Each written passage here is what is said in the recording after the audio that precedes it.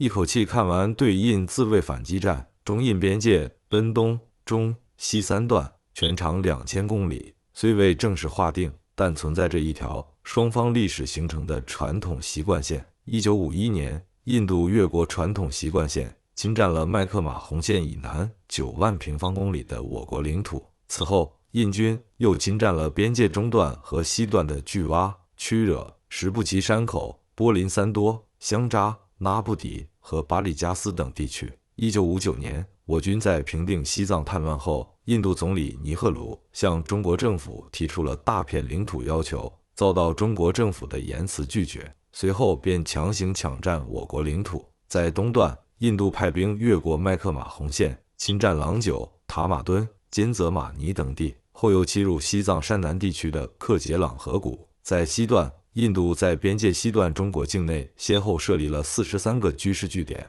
侵占我国领土4000平方公里。印度不断越境挑衅的行为，彻底惹怒中国。遵照中央军委的指示，在东线与西线分别组建西藏军区前指和康熙瓦指挥部，分别由西藏军区司令员张国华和南疆军区司令员何家产指挥。西藏边防部队针对克杰朗地区印军部署前重后轻、易侧暴露的特点，采取两翼开刀、侧后迂回、分割包围、各个歼灭的战法，集中主要兵力向印军第7旅左右两翼发起攻击，印军溃不成军。23日，我军进占达旺，此役我军歼灭印军1900余人，捕获其第7旅旅长达尔为准将。在西段，新疆边防部队首先对侵入加勒万河谷、红山头等地印军据点发起攻击，相继拔除天文点、河尾滩、空喀山口防区的印军，随后南下歼灭巴里加斯地区印军。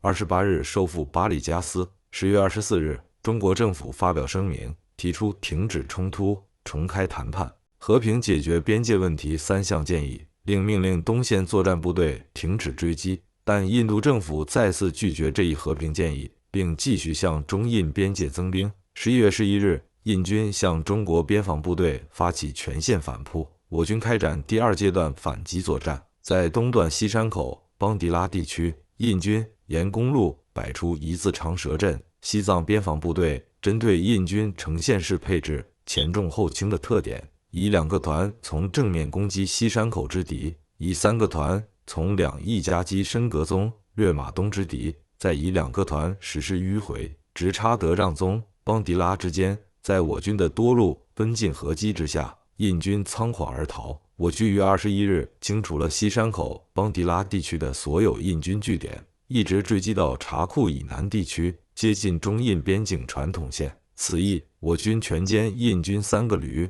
共毙俘印军5063人。在东线中段，我边防部队相继占领梅楚卡、里米金、都登地区，给印军以沉重打击。东段瓦弄地区，54军以4个团的兵力直插瓦弄，印军11旅全线败退，我部进驻瓦弄，一部乘胜向南追击，逼近中印边界传统习惯线。在西段，新疆边防部队自18日至20日清除了班公洛地区的印军据点。11月21日，中国政府发表声明，宣布中国边防部队在中印边境全线停火后撤。12月1日至1963年3月1日，我军后撤至1959年11月7日，中印双方实际控制线中国一侧20公里以北地区。至此，对印自卫反击战结束。